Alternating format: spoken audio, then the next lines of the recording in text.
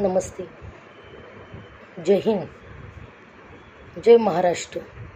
मी Mrs Sushma Thackeray, retired teacher, principal राहिलेली आहे मी आणि मिलिटरी स्कूलमध्ये पण काही वर्ष काम केलेलं आहे आणि बेस्ट टीचर अवॉर्डेड आहे. आज हा व्हिडिओ स्पेशली मी विद्यार्थ्यांसाठी बनवत आहे. विद्यार्थी हा माझा आवडीचा घटक आहे आणि जर विद्यार्थ्यांना चांगलं संस्कार घडले तर निश्चितपणे ही पुढची पिढी फार उत्कृष्टपणे कामगिरी करेल. आणि माझे बरेचसे विद्यार्थी सैन्यात आहे आणि काही हायर रँकला पण गेलेले आहेत.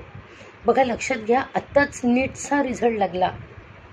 लक्षात आलं असेल की पेपर खूप टफ होता फिजिक्सचा आणि त्यामुळे मुलांना खूप कमी मार्क्स मिळाले. विद्यार्थ्यांनो आणि पालकांनो, कटाक्षाने लक्ष द्या. मला काय म्हणायचं आहे हे तुम्ही आत्मसात करा.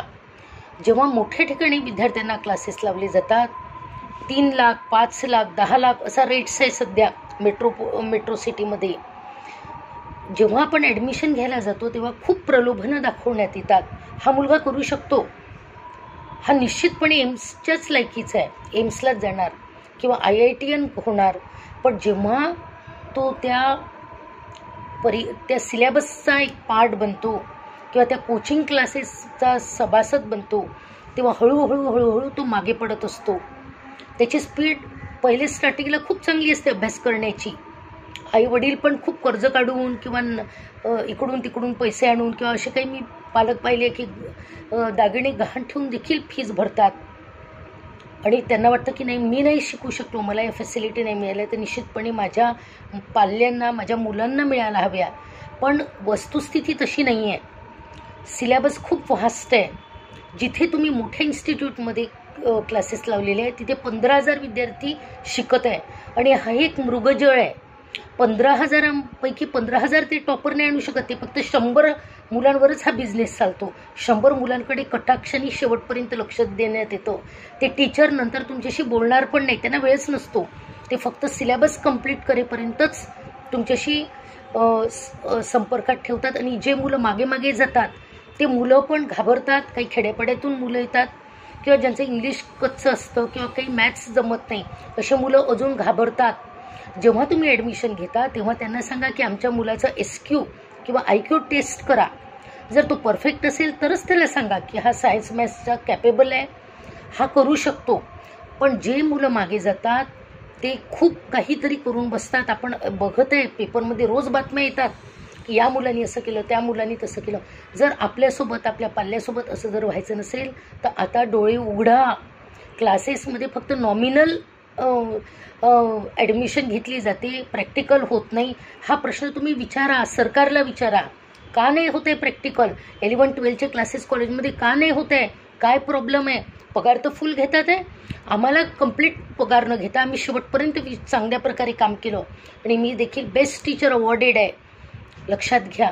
त्याच्यामुळे हा जो खेळ खंडोबा चाललेला आहे विद्यार्थ्यांशी आणि पालकांशी, हा ताबडतोब आपणच थांबवू शकता. आपणच मोठमोठ्या ठिकाणी जायचं नाही. लक्षात घ्या, कोणी आपल्या घरी कंपल्सरी येत नाही की ॲडमिशन घ्या.